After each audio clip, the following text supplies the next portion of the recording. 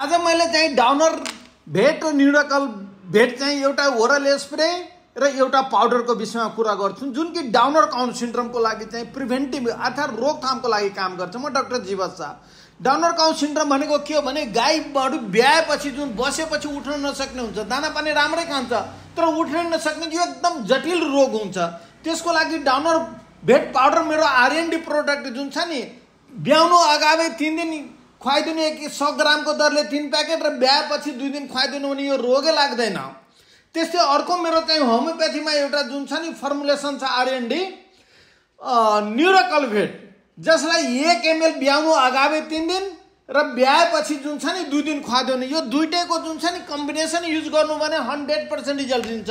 र म कृषकहरूलाई भयो फिल्डको टेक्निसियनलाई म चाहिँ एकपल्ट प्रयोग गर्नुहोस्। मसित पर्याप्त डाटा त छैन तर एकदम 100% इफेक्टिभ छ भने म विश्वासको साथ भन्छु।